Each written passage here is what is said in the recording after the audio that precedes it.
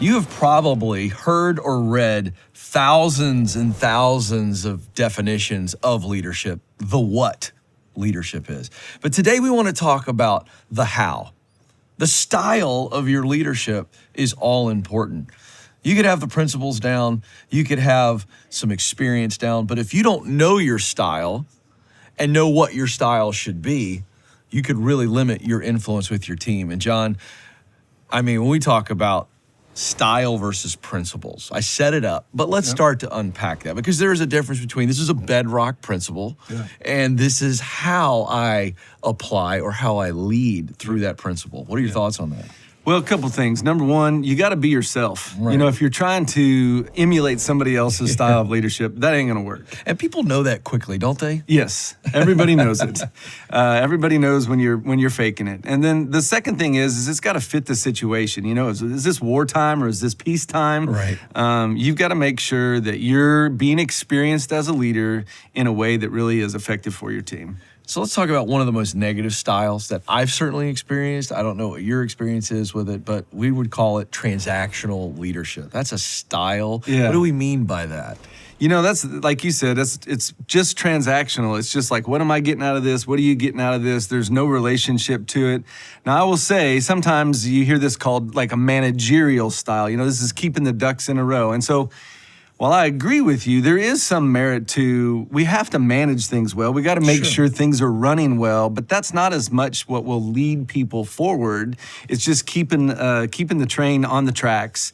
And if you're thinking about leading the team, leading the organizational forward, it's going to be lacking. It's not going to do everything you need it to do. I think when I hear that term transactional, you're a transactional leader, you're right, it has nothing to do with managing. I mean, managing is a part of leadership. That's right. I think what it speaks to is a lack of relationship. It's all about rules and regulations, not people and relationships. So it's, this is what you do. There's no why there other than I am your authority figure and I said so. It's one of the worst parenting things I've ever said. You know, we've all done it, right? Why, Dad? Because I said so. Right. I think that's the heart. And ironically, there is no heart in transactional leadership. Is that true? Yeah, that's true. And the other thing that I'll add to that, Ken, like you said, rules and regulations, right? You're just following the rules. The other thing that it absolutely kills, creativity and innovation. How does it do that? I love, that's right. It's absolutely Because it's fear-based. People are just worried about following the rules and doing what they're supposed to do and actually not engaging their brain and thinking, how could we solve this problem in a better way? So everybody's just looking at you, counting on you, waiting for you, and it'll all grind to a halt unless you're telling everybody what to do, and that's not a good place to be.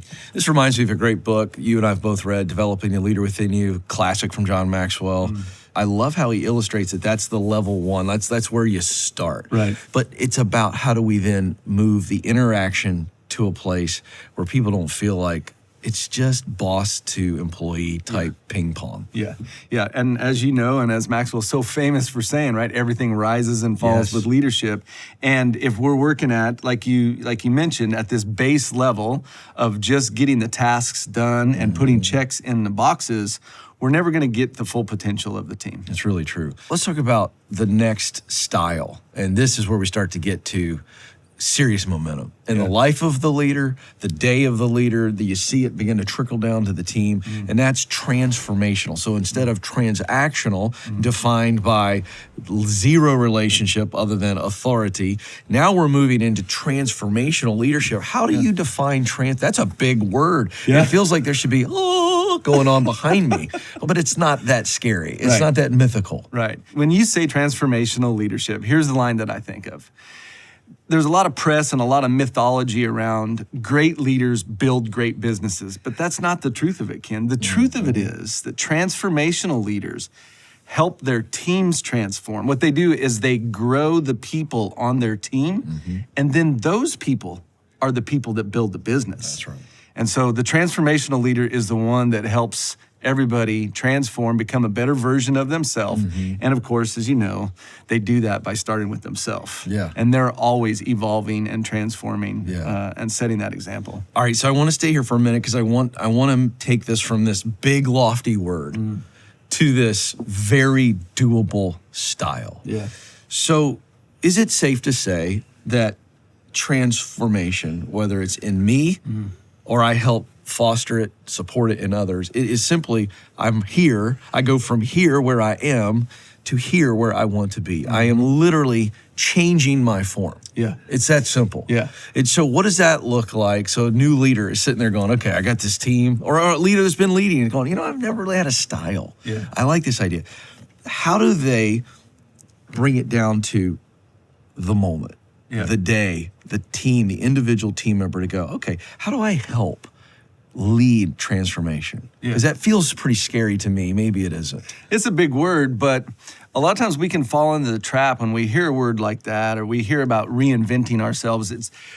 We can tend to think like we've got to become somebody that we're not, Right. or, I just think of like, I wish I was an NBA center, and me it's too. just like, or an astronaut. Like, that's just never going to happen. So it's not about like, I'm this person that's broken and I'm going to become this completely different person. No, right. that's what it's not about. What it's about is taking the small steps of really not betraying ourselves when we know what the right thing to do is, and just continually do the right next thing, help the person with what's right in front of them.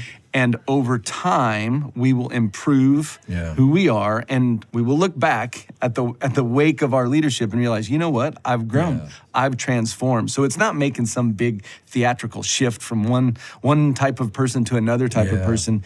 It's more an evolution as time goes on. I'm reminded of an old story. An old man's walking down a country road. You know this well. And he sees a little motion on a leaf to his right. He stops and looks, and it's a caterpillar trying to break through the cocoon. And he sees the legs now of what is going to soon be a full butterfly poking through and feverishly moving. Then they stop. Now he's fascinated.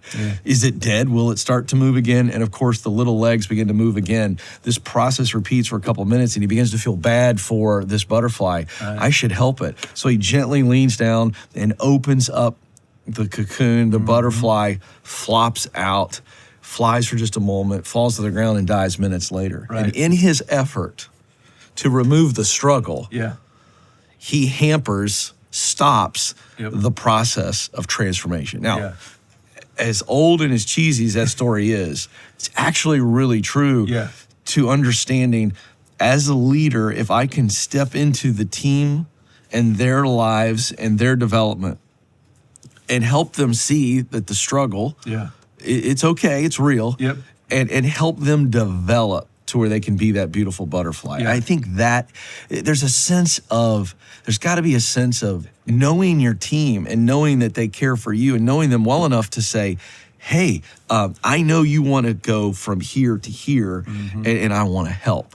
That, to me, that's when you become a transformational figure in their life. Absolutely. Why don't more people do that? Why is that so difficult? Because ultimately, as a leader, when you come to that moment, like that man did on the side of the road, you have a choice. We can either try and smoothen the road for them to make it easier, or we can work to strengthen them to overcome whatever road they come to. And it is harder, and ultimately, we have to give up more of our perceived control to not go out ahead and try and smooth the road for them to make it easy for them, but let them struggle, but invest our energies in making them stronger for the journey. That's really good. And we were talking about this, and you believe, I think, that transformational style will lead ultimately to the style that we teach here at Ramsey Solutions. And you've trained and coached thousands of leaders. Talk about that. I want you to set it up. Well, what you're referring to is servant leadership, right? And like right off the bat, when I hear that, and people hear that, we want to make sure we're real clear that that's not subservient leadership. That's not leading by a popularity poll. That's not just asking other people what they should do. What that is as a leader, you have to be the person in the room or on the team that's willing to do the most difficult work. And a lot of times, we think of the most difficult work as like the most activity or the most flurry or whatever it is. But the truth of the matter is, the hardest work that there is to do on a team is the thought work and the emotional work. Yeah. And so the work of not reacting when somebody comes at you with a problem, the work of thinking through a problem, the work of having a difficult conversation with a team member that nobody else is willing to have, because it just takes the courage, it takes the confidence to do that. We don't think of that as serving, but the fact of the matter is, if we don't do that, nobody else is going to do it. And so at the end of the day, really, we're the ones serving the team. I love that. You know, I was thinking through this, and I think of a great server. They're making sure that you got all the forks, the different spoons. If you use one, they bring in another one. They are facilitating, if you will, a great experience. I'll take it an even step further. I love this. They are leading you through a great meal. You said it better than I said, and that's good. That's what I'm saying. They're leading you through a great meal. And I will also say, this drives my wife crazy, but when we go to a restaurant, we'll sit down and, the first thing they're going to ask you, what do you want, you know? And she's, she has already picked the restaurant by what she wants, but I usually will sit down and I'll look at the server and say, whatever y'all are proud of tonight. Just bring me what you think. Oh, I like that. And so that drives her crazy. But what happens is they're making selections, and like I said, the way that it ends up playing out is they are leading you through that meal by serving you so well. That's so good. Okay, so let's talk about how our folks that are watching and listening to this, how can they actually identify their style, and then how do they actually change? And I know that's a big one I throw at you, but walk us through that. Well, number one, like I said, don't try and like pick a style off a shelf and assign it to yourself, right? Be true to yourself. Don't try and be somebody that you're not. So that's thing number one. And then I mentioned this before, and this might sound a little weird, Ken, but the next step is don't betray yourself. And what I mean by that is when you're in an interaction, there's going to be, interaction with a team member, there's going to be this, if you'll allow it, a small, still voice that says, you should ask them about this. You should allow them to do this. You should mention this. And a lot of times we're moving so fast, or we're too hesitant. We don't have the courage at the end of the day to make that comment, ask that question, give them the control of that thing. Act on those inclinations that you have, that voice that's in your head, and you will, over time, as you're true to yourself, your style will emerge. And so once you embody that style, like you've identified it, now I begin to just embody that and accept it. Like, this is my style. This is who I am. This is who I am. How do you then begin to take that style and then apply it? It's your style, it's you, but now you got different people on the team, and both you and I are parents, so I'm kind of leaning that direction, because I do think there's some similarities. Curious as a coach what you'd say about that. Yeah, totally. So the situation really matters. The context that you're operating in matters. We mentioned before, like maybe it's quote unquote peacetime, maybe it's wartime. Maybe you've got a team member who their personality style is so hard charging. If you don't say, hey, I need you to listen to me right now, they're not even gonna hear it, right? Where maybe you've got somebody that is more tentative, more of an introvert, and all you need to do with them is ask them a question. Hey, Ken, I was wondering, how did you feel like that meeting went?